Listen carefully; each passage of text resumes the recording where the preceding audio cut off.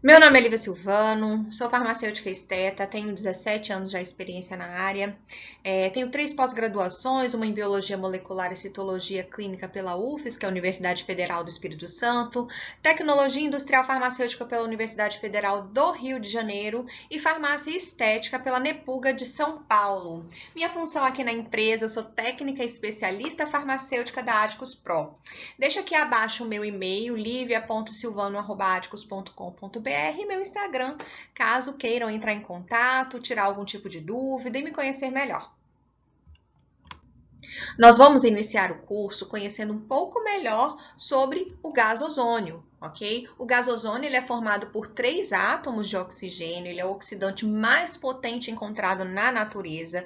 Ele também é 10 vezes mais solúvel em água do que o oxigênio. A gente vai precisar dessa capacidade dele de oxigenação para tratamento de muitas das disfunções estéticas. Ele é altamente instável. Mais à frente vocês vão ver como ocorre a formação do ozônio, que é a partir do oxigênio. Então, vocês vão verificar que realmente ele se compõe em ozônio rapidamente através de uma reação fotoquímica e ele se recompõe, ele volta ao estágio de O2, de oxigênio, também muito facilmente. Ele é excelente para a oxigenação dos tecidos, ele potencializa bastante a ação do sistema imune, é um ótimo anti-inflamatório e muito eficaz contra micro-organismos.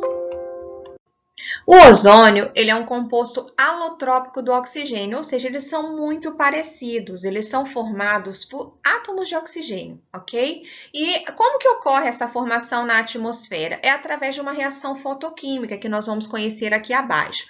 Então, nós temos o Sol, né, aqui representado nessa figura. O Sol emite radiações, dentre elas a radiação ultravioleta, que vai incidir sobre a molécula de oxigênio. Essa molécula vai ter sua ligação rompida aqui e vão ser separados esses átomos. Então, teremos agora 2 átomos livres aí circulando de oxigênio. Esses átomos livres estão doidos para se ligar. Então, muito em breve, quando eles encontram uma molécula de oxigênio próxima, eles se ligam formando o ozônio, que é um átomo, uma molécula triatômica, ou seja, ela tem 3 átomos de oxigênio, como vocês podem ver aqui, né? 3 átomos de oxigênio. O ozônio ele é extremamente tóxico para nós seres vivos, então a gente não encontra ele circulando aqui pela troposfera, ok? A gente vai encontrar a troposfera onde a gente habita, ok, gente? A gente vai encontrar facilmente na estratosfera, e aí ele está aqui representado por essa linha cinza aqui, né? E a gente sabe que ele funciona como um escudo, né, para radiações solares, e sem ele seria impossível vivermos aqui na Terra, né? Então a gente vê os ambientalistas falando o tempo inteiro, gente, né, vamos ter cuidado com a emissão de gases como CO2, né, que provoca, né, os buracos aí, né, que a gente ouve falar na camada de ozônio, que infelizmente vão diminuindo, né, essa barreira, essa proteção que o ozônio, que a camada de ozônio fornece para nós seres humanos, para as plantas, enfim, para todos que habitam aqui na troposfera.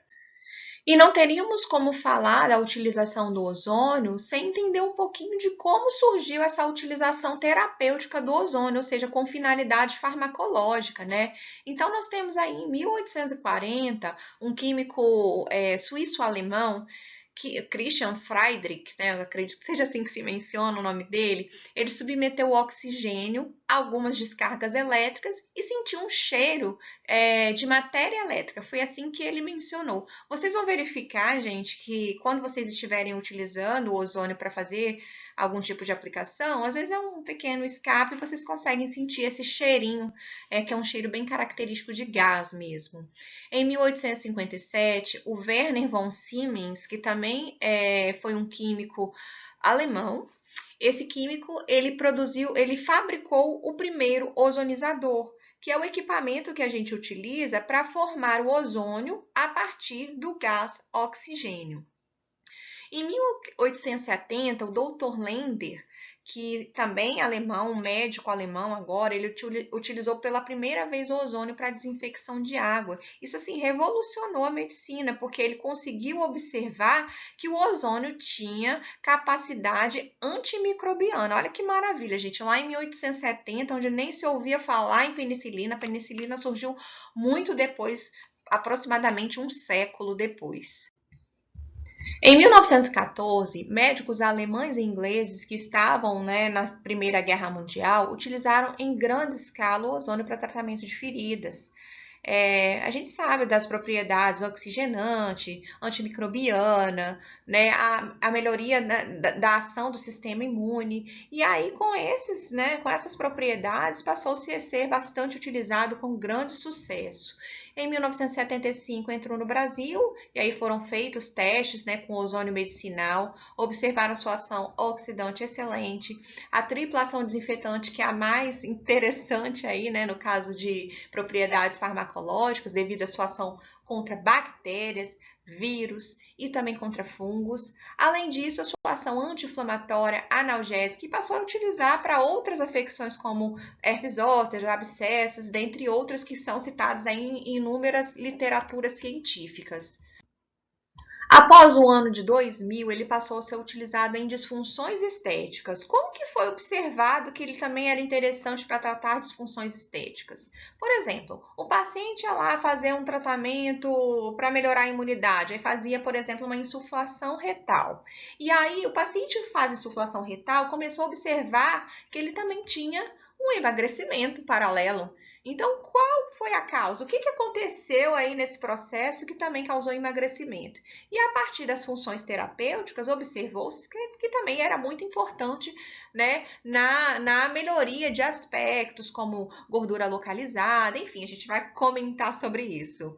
Ele ativa muito a circulação sanguínea, oxigena os tecidos, estimula as atividades dos glóbulos vermelhos, Ele é indicado para diversas finalidades estéticas, como, por exemplo, para melhoria de rugas, tratamento de acne, de hipercromias.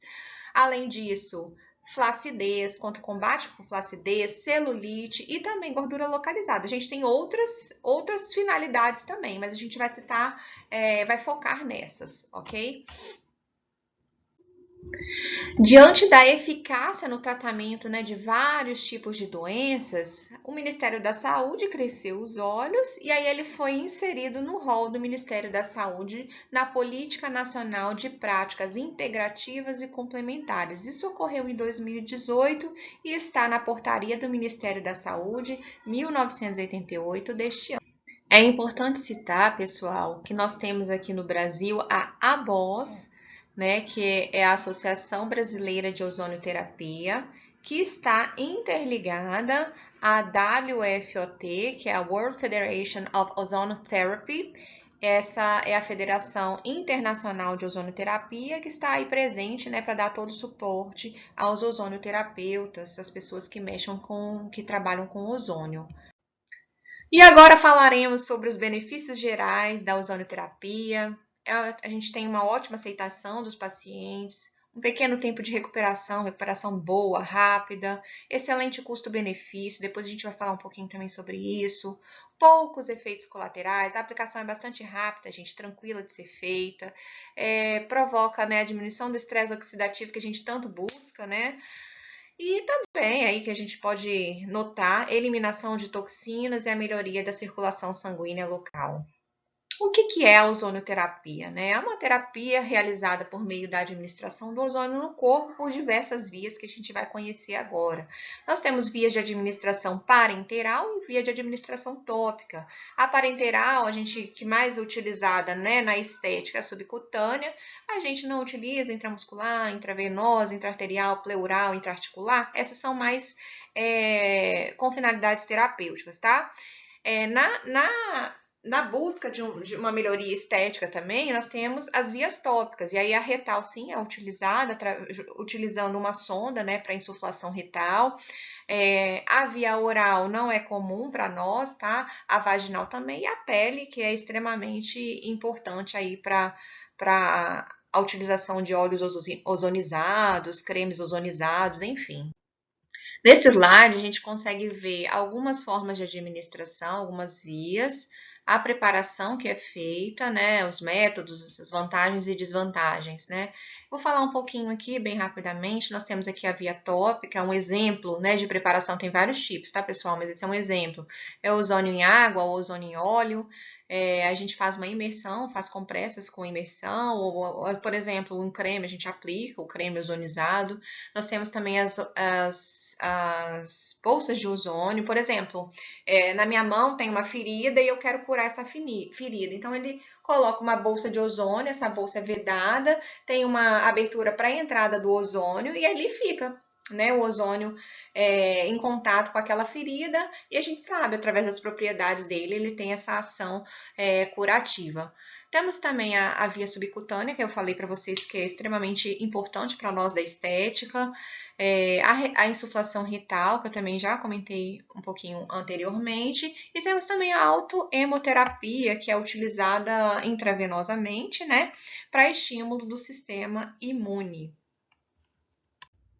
Como eu comentei com vocês, o ozônio é extremamente tóxico se inalado por nós. Então, essa via inalatória, ela é extremamente proibida. Aqui a gente consegue visualizar melhor, né, pessoal, que eu falei com vocês, a utilização das bags para tratamento de feridas, né? Então, aqui ele colocou, por exemplo, um pé diabético, cheio de, né, que a gente sabe que tem necrose, enfim. É excelente, né, para a gente melhorar a oxigenação local, a evitar a proliferação de bactérias, fungos, enfim. Então, aqui é um exemplo, né, com as bags. Aqui seria a autohemoterapia, né? A gente vai ter sempre o ozonizador aqui para transformar o oxigênio em ozônio, né? Então, gente, olha só, o princípio de tudo é o oxigênio, tá? A gente vai falar isso melhor lá na frente. Mas aqui eu tenho, por exemplo, a bala de oxigênio e através do ozonizador, deste equipamento, ele é transformado em ozônio, né? Colocado dentro dessa bolsa com sangue e reinjetado no paciente. Agora eu vou passar um videozinho, gente, da injeção intraarticular entre as vértebras da coluna, ok? É uma condição de hérnia de disco, eu vou estar mostrando aqui para vocês. E aí a gente vai visualizando. Então, aqui, né, nós temos os discos intervertebrais.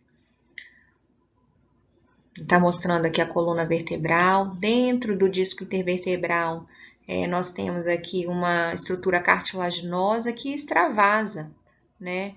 Com a pressão entre as vértebras, com diversas condições. Quando esse conteúdo cartilaginoso ele extravasa, isso comprime nervos e causa extrema dor, né? As pessoas que têm essa condição, ó, nós temos aqui a pressão dos nervos e como isso inflama e causa dor local, né? A gente sabe que dor na coluna irradia para tudo quanto é lado, né, gente? É difícil. E o que se conhece como tratamento, se conhecia na época, é a cirurgia. Porém, hoje, nós temos outras opções, como, por exemplo, aí que vocês conseguem visualizar, a injeção de ozonioterapia, né? Essa região bem eficaz. Ok, pessoal? Aqui nessa figura nós temos um PET de ozônio, com ozônio, né? Ele lacra essa região aqui através de como se fosse um adesivo, assim. E aí é inflado o ozônio aqui no local onde a gente tem, por exemplo, uma ferida infeccionada. O ozônio, quando ele é utilizado sozinho ou em associação com antibiótico, que é nesse caso aqui que a gente está visualizando, eles trabalham excelentemente para eliminar a infecção. Então, eles podem tratar feridas que já estão resistentes a antimicrobianos e também prevenir o desenvolvimento de novas infecções. Que a gente consegue ver, né, a bactéria, né, e como que ele torna ela, o ozônio torna ela porosa e destrói essa membrana que envolve ela. São seres extremamente suscetíveis a essa ação do ozônio. Pessoal, nesse estudo aqui, a gente consegue visualizar através desses gráficos, eu vou estar explicando melhor, né? Qual foi a concentração ideal de ozônio para combater bactérias sem causar toxicidade para células humanas. Então, nesse primeiro caso aqui, eles utilizaram as pseudomonas como bactéria a ser estudada, e aí viram que utilizando 2 miligramas por hora de ozônio, que é essa curva vermelha aqui, nós temos uma queda, né, até zero, aqui a gente consegue visualizar até zero, a gente não encontra mais bactérias, e o tempo que demorou para que esse ozônio a 2 miligramas por hora fizesse efeito foi aproximadamente 5 horas, ok? Esse gráfico preto aqui é o controle, tá? Essa linha preta.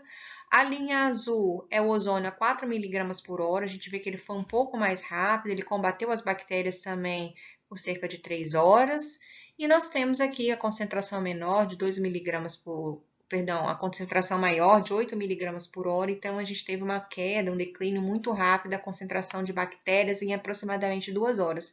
Então, o declínio aqui foi em 2 horas, com 8 miligramas por hora, aqui 4 miligramas por hora, cerca de 3 horas, né, mais ou menos, e aqui cerca de 5 horas na concentração de 2 miligramas, que é a menor concentração. Então, a gente viu que eficácia que tem o ozônio, né, contra pseudomonas. Aqui a gente já analisou a E. coli. A E. coli, na concentração de 2 miligramas, aqui é o controle, tá, gente? O preto. O vermelho é 2 miligramas por hora, então a gente não teve um combate eficaz, ok, da E. coli. Utilizando 4 miligramas por hora, que é o azul aqui que a gente visualiza, a gente teve um combate da E. coli em cerca de 5 horas, exposição de 5 horas.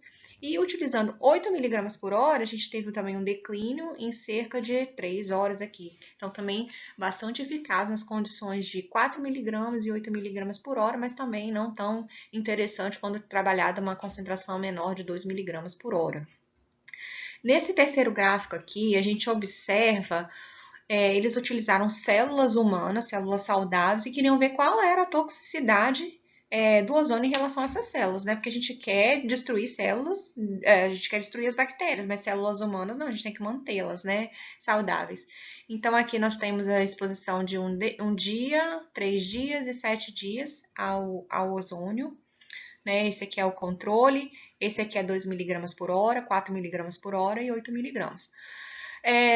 A 2 miligramas e 4 miligramas, elas se mantiveram saudáveis, mesmo numa exposição maior de 7 dias, né, de ozônio. Porém, quando a gente expõe a 8 miligramas por hora, olha, a gente teve um declínio de quase 50% aqui nas células saudáveis. Então, a gente vê que em 8 miligramas, apesar de ser bem mais rápido, como a gente viu aqui, né, o controle das bactérias, ele também causa danos às nossas células. Então, não é interessante utilizar essa concentração. Aqui a gente visualiza também isso através, né, de micrografias, um dia de exposição, 7 dias de exposição a 2 miligramas por hora, então a gente vê que não teve muito dano de células saudáveis, elas permanecem em quantidade suficiente, quantidade interessante para o nosso funcionamento, para o funcionamento do nosso organismo, tanto a 2 miligramas por hora quanto a 4, ok? Mas quando a gente expõe a 8 miligramas por hora, a gente já observa a citotoxicidade, né? Como é tóxico para nossas células nessa concentração mais elevada. Então, esse estudo é bem interessante, porque ele comprova, né, a eficácia, né, do ozônio para o combate de bactérias e também chega a um limite, né, interessante aí para a utilização, a dose mais interessante aí no caso que a gente observa que é mais rápido e que não causa tanta toxicidade, que seria de 4 miligramas por hora aí com efeito antibacteriano ótimo, né? Aqui nós temos nessa figura os efeitos farmacológicos do ozônio sobre a reparação de feridas, ok? Então, nós temos aqui o gás ozônio, ele produzindo efeitos tanto sistêmicos quanto efeitos tópicos.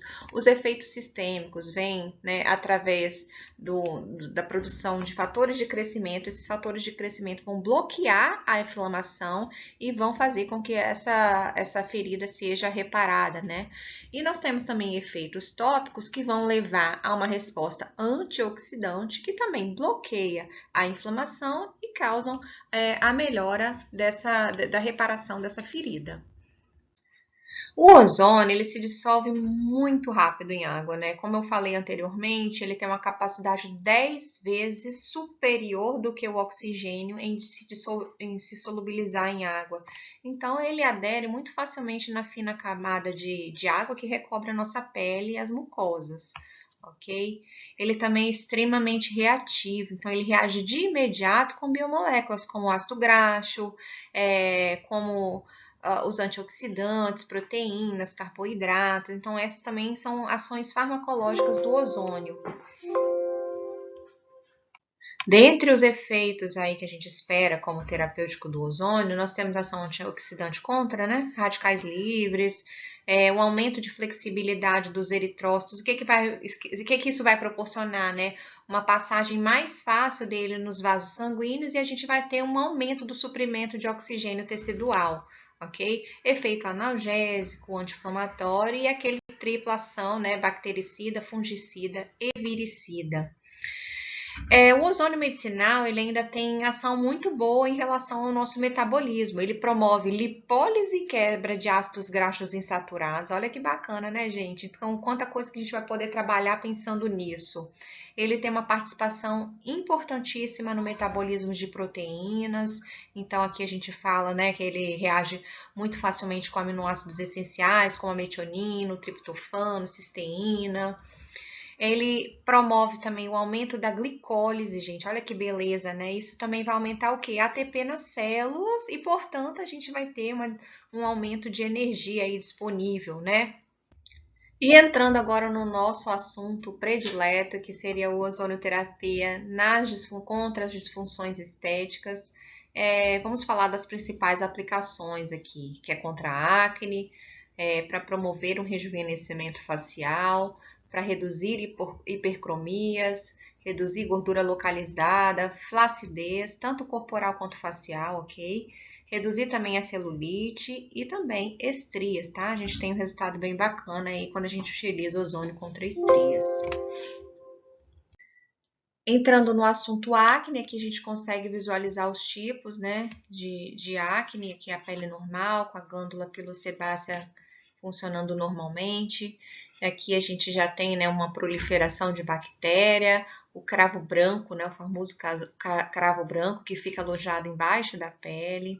Nós temos o comedão, né, que tem uma obstrução da superfície da pele, aí tem essa formação escura, preta, né, que a gente vê que é o cravo preto. Nós temos a pápula, onde a gente tem um poro entupido, inflamado, rosado. A gente consegue visualizar isso, né, quando a gente vê uma pele.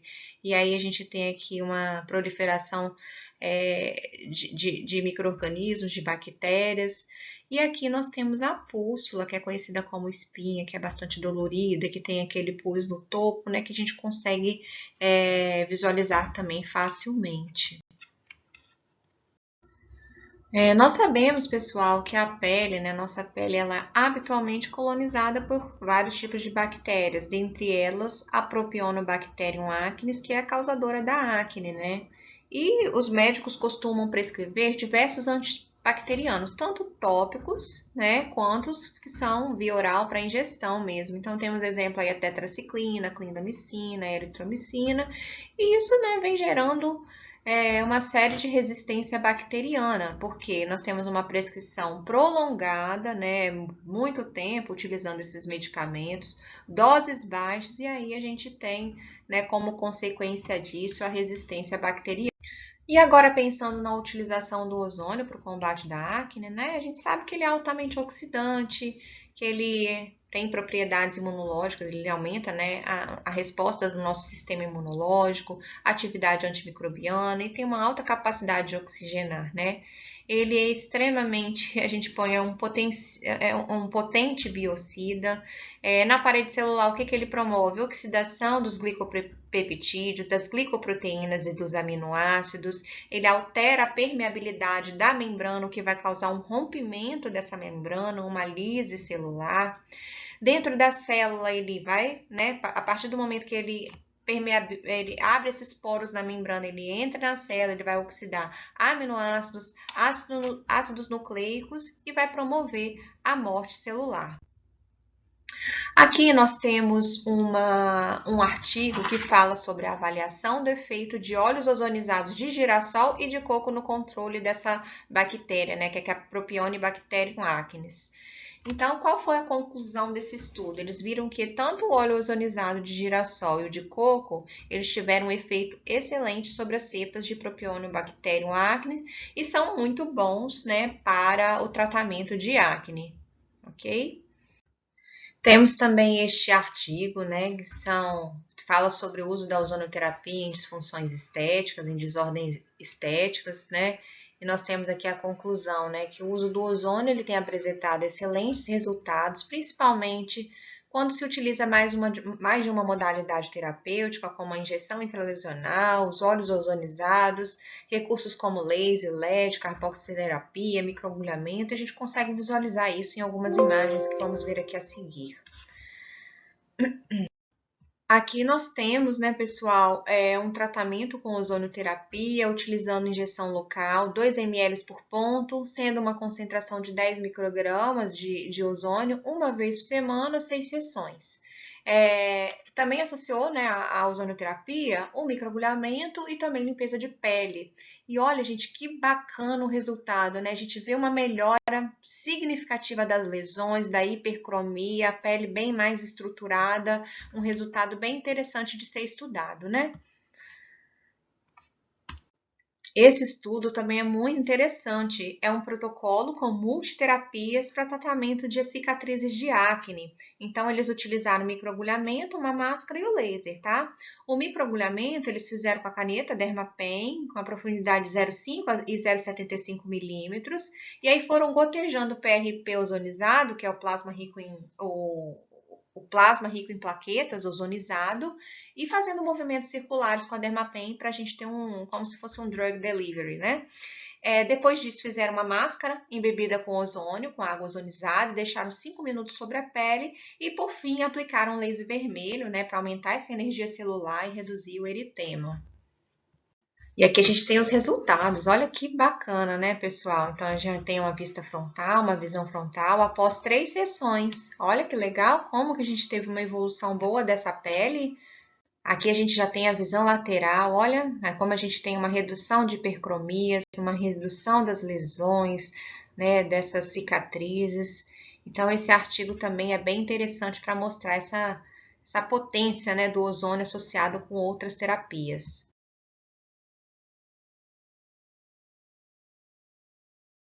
Agora entrando no assunto rejuvenescimento facial, quem não quer, né, uma pele mais bonita, mais iluminada. Então a gente viu, né, que a gente já conhece algumas propriedades, essa capacidade de oxigenação é muito interessante, ele ameniza as rugas, uniformiza a pele, trata também a flacidez. Uma parte muito, muito legal que ele recruta fibroblastos quando a gente faz essas aplicações de ozônio, né, em forma de pápulas, depois eu vou estar mostrando para vocês. A gente tem esse recrutamento de fibroblastos, que são as células que são responsáveis por produção de colágeno, né, que vão dar firmeza à pele. E tem estudos também que falam, né, que 80% das pessoas investigadas que foram tratadas com ozônio para a flacidez tiveram êxito no seu tratamento. E para falar de rejuvenescimento facial, a gente tem que entrar nesse assunto sobre o estresse oxidativo, né? Que a gente sabe o quanto que ele é prejudicial para a nossa pele. Então, nós temos aqui uma balança, né? Onde que a gente tem antioxidantes e oxidantes. Então, aqui não tem o estresse oxidativo, tá tudo muito bem equilibrado, tudo lindo, né? Mas quando a gente vê essa balança pesando para esse lado aqui, ou seja, eu tenho mais oxidantes do que antioxidantes, aí é quando começa a surgir o estresse oxidativo.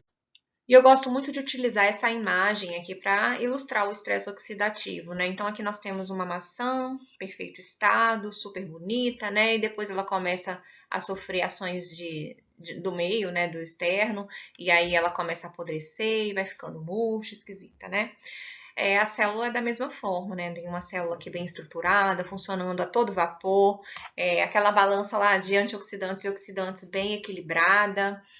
E aí, aqui nesse estágio, eu começo a sofrer ação de radicais livres e essa célula começa a ficar, né, bem desestruturada, ela perde sua forma, ela sofre, realmente sofre com a ação desses radicais livres. E no final aqui nós temos uma célula sofrendo esse estresse oxidativo e aí a perda das suas funções, a diminuição das funções, enfim. Então aqui a gente consegue visualizar bem o que acontece com a nossa célula quando ela está exposta a essa quantidade aí imensa de radicais livres e não tem um sistema antioxidante tão eficiente para combatê-los. Aqui, pessoal, a gente tem a formação de espécies reativas de oxigênio, né? E dos danos causados pelo estresse oxidativo gerado por elas. Então, por exemplo, aqui nós temos a luz ultravioleta, a poluição, né, inflamações, o fumo, né, tudo isso geram esse ROS, né, que são essas espécies reativas de oxigênio. O ROS ele vai causar um estresse oxidativo na célula, né? E quando a gente tem essa célula com a função debilitada, aí a gente vai ter vários problemas. A gente tem um dano celular que pode causar, chegar até a necrose, a apoptose. Nós temos problemas também que vai ter um avanço, né, daquela idade da pessoa. Por exemplo, a gente vê que pessoas que fumam têm um aspecto da pele muito enrugada, né? Então, isso tudo é devido a esse estresse oxidativo. E vários outros problemas fisiológicos, né, pessoal? Inclusive diabetes, câncer, dentre outros problemas aí até mais graves, né? E nesse esqueminha aqui a gente consegue visualizar, né, o que o ROS e o estresse oxidativo geram nas nossas fibras de colágeno. Então a gente vai ter uma quebra dessas fibras de colágeno, da elastina, uma degradação da elastina. Então aqui nós temos a pele jovem, né, com o colágeno e as fibras intactas, tudo bonitinho. E aqui a gente já tem esse colágeno quebrado, essa pele já não é mais tão regular. Isso tudo aí provocado, né, pela influência dessas espécies reativas de oxigênio. Nesse esqueminha aqui, a gente consegue visualizar o resultado do estresse oxidativo na nossa pele. Então, a gente vê formação de rugas, uma pele sem brilho, ok? Uma pele com tons irregulares, seca, com a presença de acne e ainda cheia de poros entupidos. Então, não é uma pele saudável, ok? Pessoal, então, gente, como que o ozônio ele vai atuar para evitar o estresse oxidativo? Agora, pasmem nisso que eu vou falar para vocês. O ozônio, ele é um ROS, ele é uma espécie reativa de oxigênio. Meu Deus, mas se ele é um ROS, ele vai danar tudo no organismo, não é isso que a gente tem visto até agora?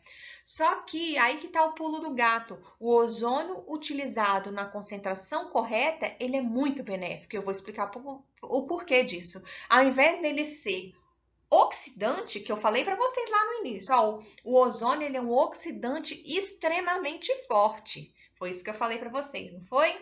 Então, porém, se ele for utilizado em concentrações pequenas, ele vai exercer um papel inverso. Olha que legal, ele vai exercer o papel de antioxidante. Então, tudo depende da dose que for utilizada.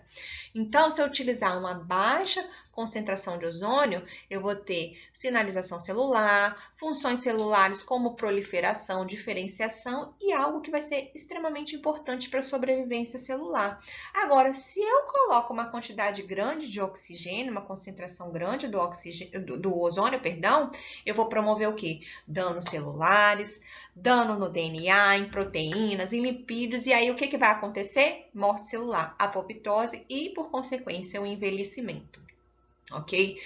O ozônio ele vai gerar um estresse oxidativo moderado quando a gente utiliza ele em doses corretas, ok? Então, ele ativa o fator de transcrição nuclear, que é o NRF2, que vai gerar essa resposta maravilhosa antioxidante que é super benéfica para o nosso organismo. Então, o ozônio leva a um estresse oxidativo controlado e moderado quando utilizado em doses corretas, ok? Além de estimular o NRF2, pessoal, que é o efeito que vai gerar um efeito antioxidante, ele também diminui o processo inflamatório que a gente verificou lá, né, anteriormente. Ele evita o envelhecimento precoce. Ele promove também a produção de células novas, principalmente, gente, olha que legal, né? Ele induz a produção de colágeno e elastina que vão promover esse rejuvenescimento da pele. Olha que legal aqui, gente, esse artigo fala sobre a eficácia do ozônio como um bioestimulador. Quando a gente fala bioestimulador, é bioestimulador de quê? De colágeno, né, gente? Olha que beleza. E olha só, gente, o resultado nessa foto, né? Nessas fotos. Ai, gente, eu fico apaixonada quando eu vejo isso. Olha, né, como melhorou tanto a hipercromia, como, né, as rugas. Olha que bacana, né? Que resultado interessante de ser avaliado. Como que foi feito essa aplicação nessa paciente? Eles fizeram demarcações verticais, tá bom? E horizontais, formando quadradinhos, né? Cada quadradinho com aproximadamente 1 centímetro e aplicação no centro desses quadrados.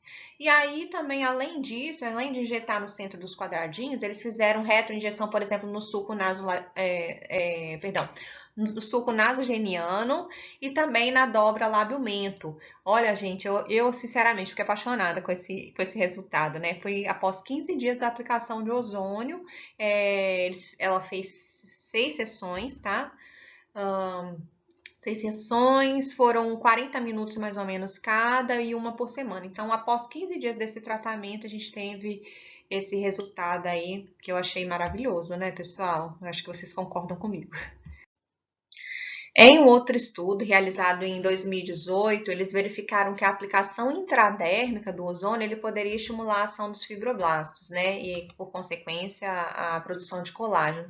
Então, eles fizeram 10 sessões, sendo 2 vezes por semana, utilizaram 5 microgramas por ponto, ok? Na primeira e na segunda sessão, e depois aumentaram para 10 microgramas por ponto na terceira e quarta sessão, passando a 15 microgramas nas posteriores, ok? E aí verificaram a estimulação de colágeno tipo 1, redução de rugas finas e um aumento de cerca de 1,6 vezes, quase dobrou, né, a bioestimulação de colágeno nessas peles avaliadas, ok? Aqui a gente tem mais uma foto, né, bem legal de rejuvenescimento periorbicular. Nessa região periorbicular foram 8 sessões, uma vez a cada 20 dias, com injeções pontuais, com 15 microgramas de concentração intradermal e também por retroinjeção. Bacana, né, pessoal? Agora vamos entrar no assunto queridinho chamado hipercromia, né? São as manchas da pele que são causadas de forma a proteger a pele das diversas agressões que a gente sofre, principalmente as radiações ultravioletas aí que causam diversos danos, né, na nossa pele. O melanócito são células, né, que são responsáveis pela produção da melanina, que é o pigmento que dá a cor da pele, né? E a formação excessiva desse pigmento, ou seja, se a gente tiver uma produção grande de melanina, a gente vai ter aí no final como consequência hipercromias e manchas, né? São 29 os mecanismos conhecidos hoje, né, que auxiliam essa produção de melanina pelo melanócito, ou seja, que auxiliam, né, que aumentam a melanogênese. E o mais conhecido dele, que é o mais assim estudado, mas tem diversos outros, tá, pessoal? É a inibição da tirosinase.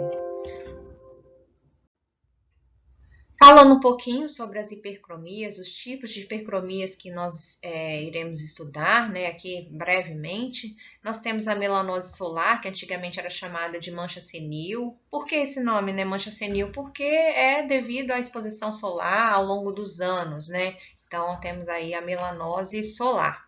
A outra hipercromia muito comum e assim que todo mundo se desespera que tem, né? É muito grande a população que tem é o melasma, né? Que a gente vê que são surgimento de manchas escuras. Isso pode ser devido a condições hormonais, a fatores externos. A gente sabe que são inúmeros os fatores que provocam o surgimento do melasma.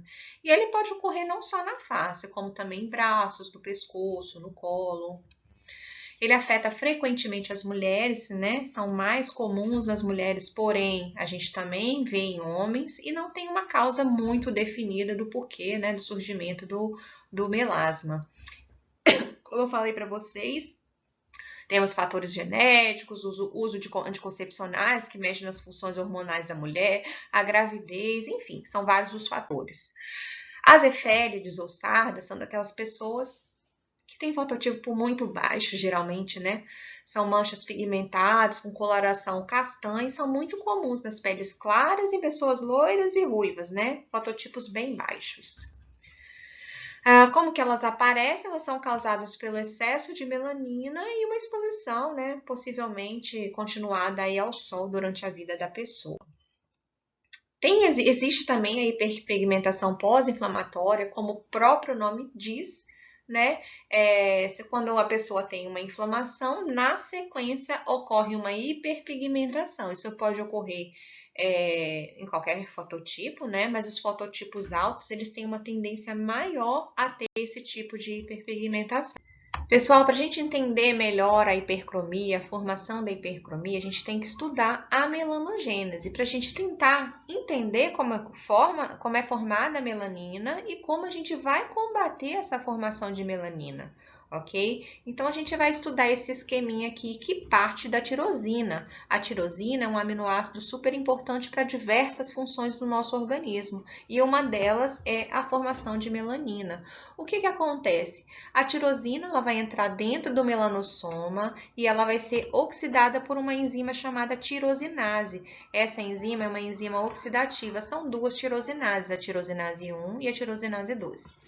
Essa tirosinase 1, ela vai pegar a tirosina, vai hidroxilar essa tirosina e ela vai virar dopa. A partir da dopa, a tirosinase 2, mais uma vez, hidroxila a dopa e aí vai virar dopaquinona.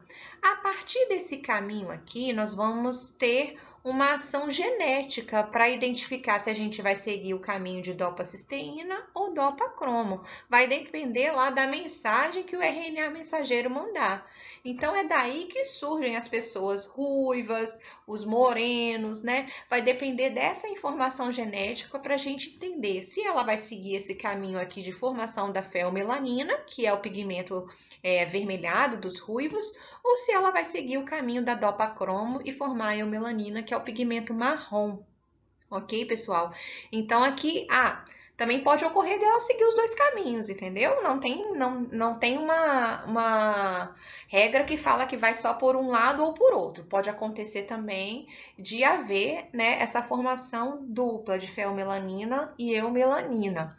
E aí, pessoal, por que eu estou explicando tudo isso? Porque quando eu falei lá no início que a gente teria que estudar muito a tirosinase, né, para tentar inibir essa enzima, é justamente para evitar que seja formado esse pigmento aqui no final. Então, existem cremes, produtos cosméticos, injetáveis que vão atuar inibindo tirosinase. E tem várias outras formas de produtos, de fármacos que vão atuar nessa síntese de melanina, na melanogênese.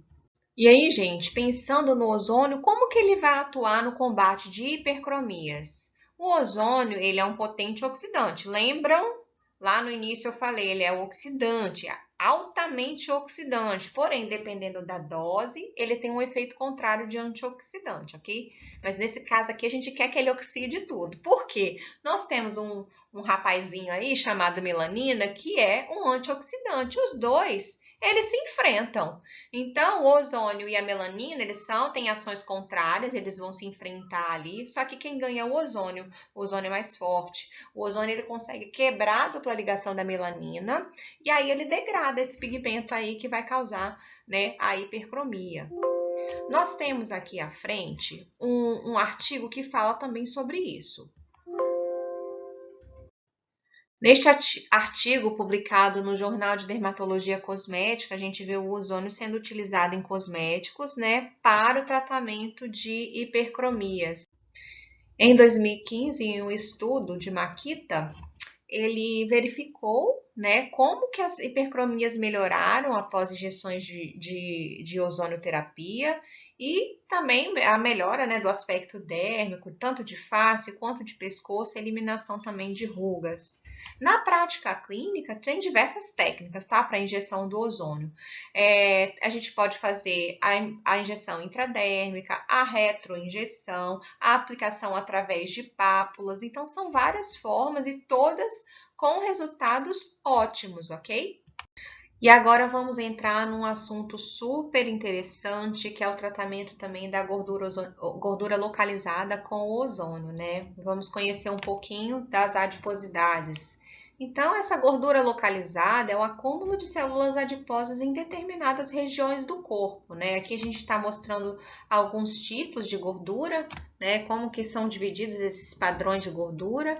Então, nós temos aqui o ginoide e o padrão androide, e também existe um padrão misto, que é a mistura dessas duas formas, ok? O acúmulo de gordura, ele está relacionado com sobrepeso, com obesidade, né? A gente sabe disso. A obesidade, ela é um fator de risco para diversas outras doenças, como, por exemplo, diabetes, câncer, problemas cardiovasculares, hipertensão. E as adiposidades localizadas, que são as gorduras localizadas, elas são encontradas em diferentes regiões do corpo. Nós temos região submentoniana, que é essa parte aqui, né? A região pré-axilar, abdominal, costas, flancos, quadris, braços, coxas, a bananinha, né? Que fica logo embaixo do glúteo, enfim, são vários locais onde a gente tem acúmulo de adiposidade e isso tudo afeta muito a autoestima do paciente, seja ele feminino, uma mulher ou um homem, né? A gente sabe que essas gorduras elas se distribuem diferentemente dependendo do sexo, mas de uma forma ou de outra, né, sendo homem ou mulher, isso acaba incomodando muito o paciente. Atualmente, a ozonoterapia ela tem sido utilizada de forma muito eficaz no combate dessas adiposidades. Ele é um tratamento minimamente invasivo e, dependendo da concentração, a gente utiliza para combate, né, de adiposidades locais. Então, dependendo do local e concentração, a gente vai avaliar e ver o que é melhor para cada tipo de adiposidade. Para a gente entender também a gordura localizada, a gente tem que compreender o início disso tudo, que é o adipócito.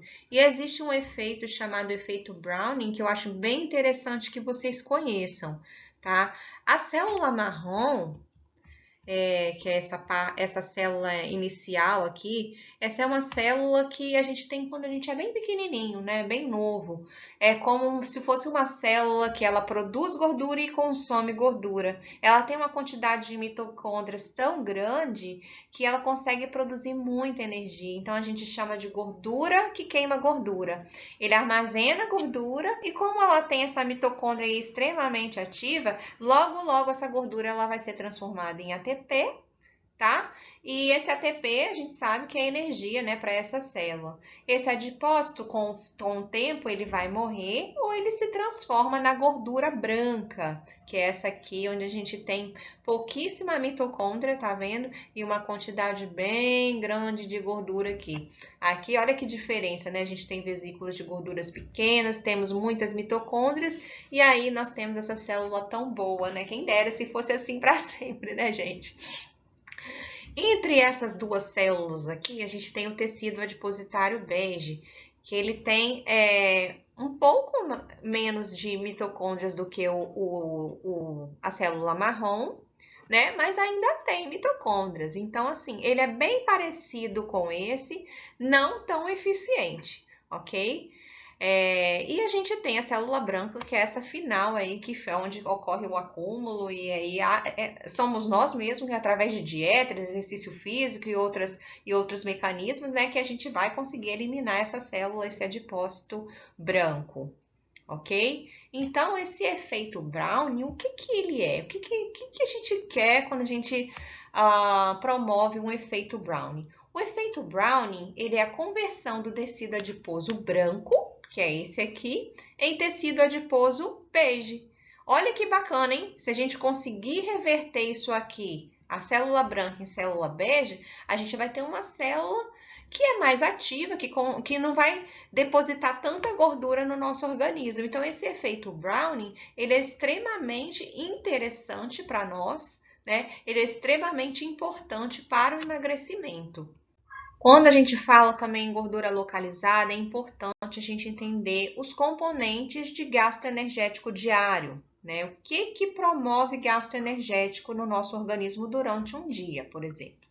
10% através de alimentos, por exemplo, a digestão, a absorção desse alimento, o metabolismo desses alimentos, o armazenamento e reserva de glicogênio e gordura. Então, 10% da nossa energia gasta com isso. De 15 a 30% é com atividade física. Então, quem faz atividade física, ó, que bacana, tá aumentando aí o gasto energético. Então, isso é muito interessante quando a gente quer reduzir a adiposidade local ou uma obesidade quando ela é no organismo inteiro. Outra coisa interessante também relacionada à atividade física é quanto maior a massa muscular, mais eu favoreço o meu metabolismo basal. E o que é o metabolismo basal? O metabolismo basal ele corresponde a 60 a 75% do gasto energético nosso. Olha que bacana. E o metabolismo basal é a energia que a gente gasta em repouso. Ó, que bacana. Se a gente conseguir elevar esse metabolismo basal, ponto positivo para nós, né? E a ozonoterapia também consegue isso, ok, pessoal? Ele consegue, de forma sistêmica, aumentar essa taxa metabólica basal, ok? Então, pessoal, o ozônio, além dessa promoção de aumento de metabolismo basal, ele tem outras funções também, de produzir lipólise, induzir a lipólise e também a apoptose do adipócito. Ele também aumenta a capacidade de oxigenar e também termogênese, por consequência, né? Olha que legal. Então, são vários fatores interessantes quando a gente pensa em redução de gordura localizada, ok? Aqui a gente tem um esqueminha mostrando, né, a questão da lipólise. Então, tem vários tratamentos que promovem a queima de gordura, cosméticos, né, que a gente utiliza muito aí, a eletroterapia, a ozonioterapia. E quando eles promovem a lipólise, o que acontece? Vai sair o ácido graxo de dentro do adipócito. Esse ácido graxo, ele tem duas opções: ou ele vai ser metabolizado e eliminado pelo corpo, ou ele não é metabolizado e é reabsorvido pelo nosso organismo. E a gente não quer que isso aconteça. Então, a partir daí, o que a gente quer? Como a gente tem essa gordura sendo liberada em forma de energia, vamos gastar essa energia para que essa gordura não seja reabsorvida, ok? Fala gordura entre aspas, né, pessoal? Mas então, assim, a gente recomenda a realização de exercício físico justamente para que essa gordura que foi liberada aí dos adipócitos não retorne para o nosso organismo de forma prejudicial. É importante também a gente saber, gente, que a adipogênese ou a lipólise, ela é dose dependente, ou seja, dependendo da dose de ozônio, eu vou promover um aumento de células adipocitárias e dependendo, eu reduzo essa quantidade de células, ok? Esse artigo aqui, ele fala justamente isso, que baixas doses de ozônio, elas promovem adipogênese, ou seja, novas células, ok? Neste artigo aqui ele fala bastante sobre essa questão de doses, ok, pessoal? Então aqui ele fala como que o ozônio ele ativa o NRF2, como que ele faz, a gente consegue visualizar quando o adipócito é preservado, quando ocorre um extravasamento do conteúdo interno, a gente vai conseguir visualizar isso também na micrografia. Então aqui foram feitas exposições com concentrações diferentes, de 10 microgramas, 20 e 100 microgramas.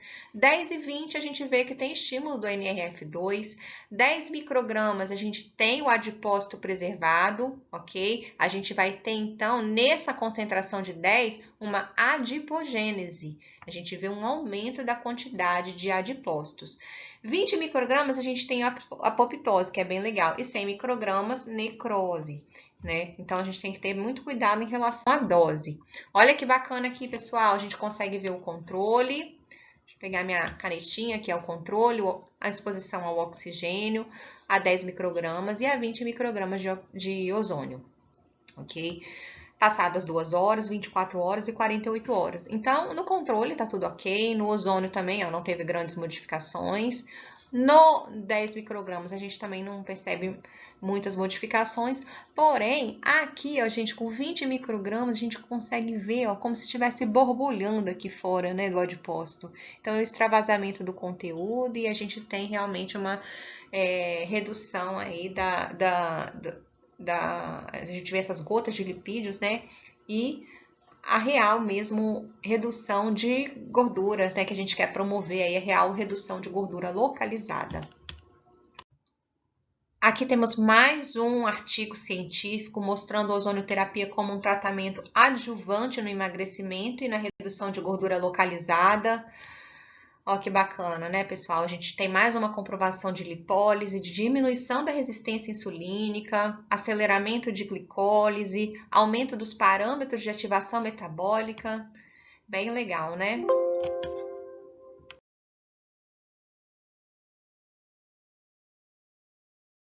Olha, nessa imagem, que bacana, gente. A gente consegue visualizar os adipócitos aqui nessa primeira faixa. Deixa eu pegar minha canetinha mais uma vez. Então, aqui nós temos os adipócitos antes né, da aplicação do ozônio e aqui após a aplicação da ozonioterapia. E olha que legal, né, como a gente tem uma redução e realmente uma lipólise desse tecido adiposo. Isso tudo é para comprovar essa ação importante do ozônio na utilização contra gorduras localizadas. Então, pessoal, nessa imagem aqui a gente consegue visualizar, né, o tratamento, né, como foi legal esse tratamento com ozonioterapia. Esse artigo aqui, ele cita a utilização de ozonioterapia local, 10 microgramas por ml, e sistêmica, através de insuflação retal, 20 microgramas por ml, um total de 10 sessões.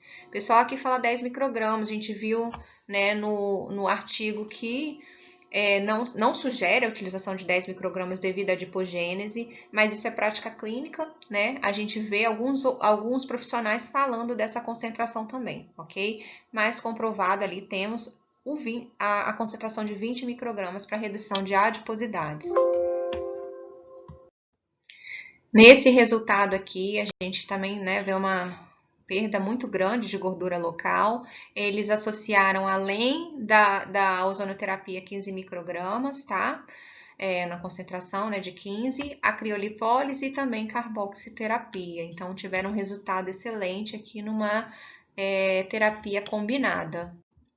Nesse slide, a gente também vê um resultado incrível aqui de redução de adiposidade, utilizando também terapia combinada de ozônio através de insuflação retal, criolipólise, ok, pessoal?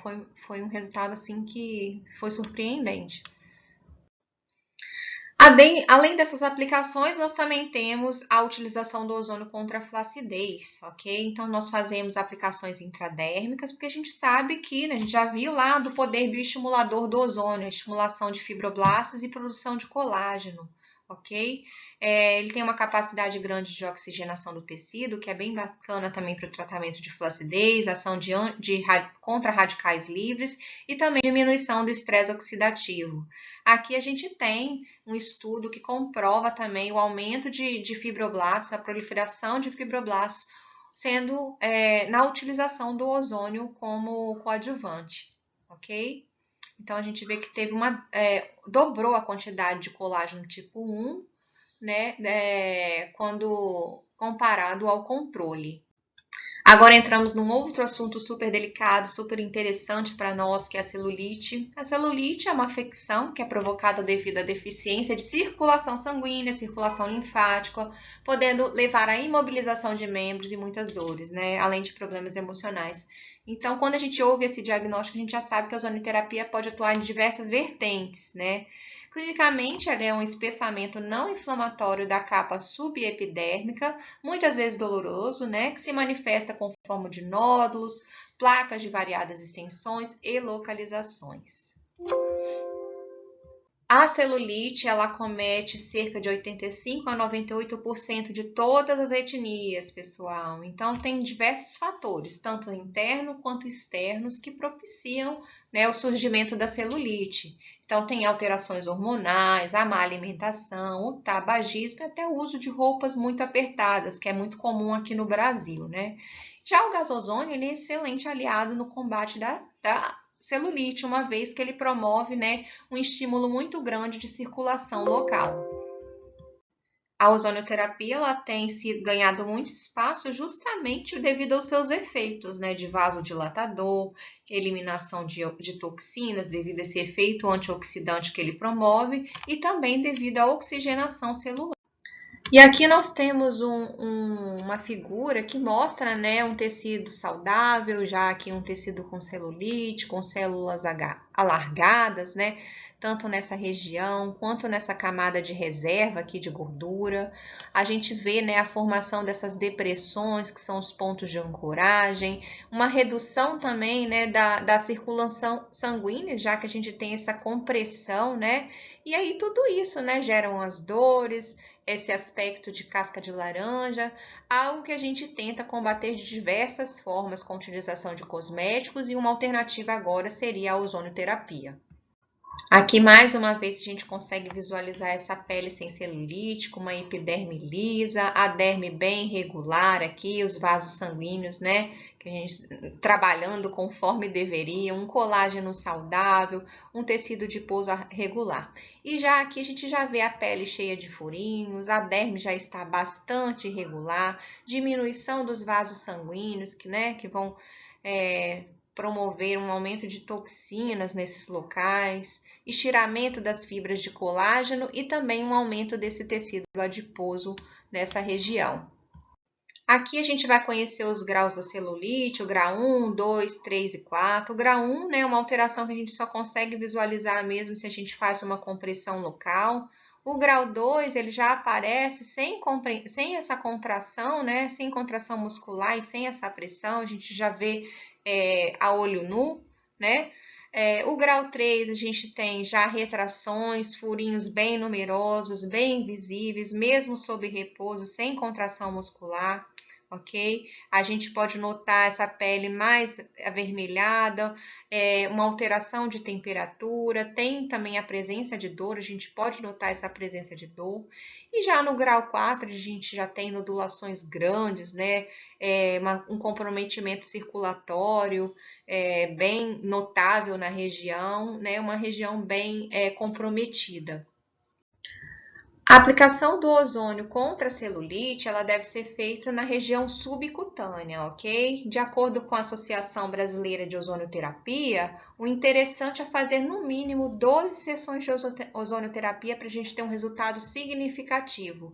O gás ele vai agir estimulando a circulação do tecido, interrompendo a formação de macromoléculas e causando também efeitos duradouros. E para finalizar essa parte teórica, entramos no assunto estrias. Não há estudos muito específicos que expliquem o porquê, né, da melhoria contra essa afecção. Porém, a gente observa ótimos resultados clínicos, assim, é muito rápido o resultado contra estrias. E a gente imagina, né, que o efeito seja justamente por reduzir a flacidez local, por estimular fibroblastos, a produção de colágeno, enfim, a gente vê uma melhoria significante do local, do aspecto da estria. Aqui a gente consegue visualizar, né, a pele normal, a pele com estrias, então a gente vê o rompimento das fibras colágenas, então quão é importante a gente estimular colágeno, né, para a gente ter um aspecto melhorado dessa estria. Aqui também a gente consegue visualizar um tratamento, né, utilizando a ozonioterapia, 10 microgramas, o volume de 1 ml, feito retroinjeção, tá, pessoal? A gente coloca a agulha bem rente à pele e faz uma retroinjeção no local. 5 sessões de tratamento, pessoal. Olha que bacana esse resultado. E assim a gente finaliza, né, essa parte teórica da ozonioterapia na estética. Agora a gente vai encaminhar para vocês um vídeo complementar com toda a prática, né, como que a gente faz essas intervenções em cada tipo de afecção que a gente informou aqui nesse curso. Eu espero que vocês tenham gostado, tenham aproveitado do conteúdo. Se tiverem algum tipo de dúvida, entrem em contato, mandem e-mails, estou super disponível para esclarecimentos, tá bom? Sugestões, enfim. Agradeço a disponibilidade de vocês, espero que vocês aproveitem bastante esse curso. Neste glúteo, nós vamos fazer a bananinha, que é a gordura localizada. Vamos fazer um tratamento de estrias nessa região e faremos também oxigenação do tecido para tratamento de celulite. A marcação da bananinha é 1 ponto a cada 2 centímetros ou 1 centímetro. A estria não precisa de marcação porque faremos uma retroinjeção. E a celulite também de 1 a 2 centímetros de distância por ponto.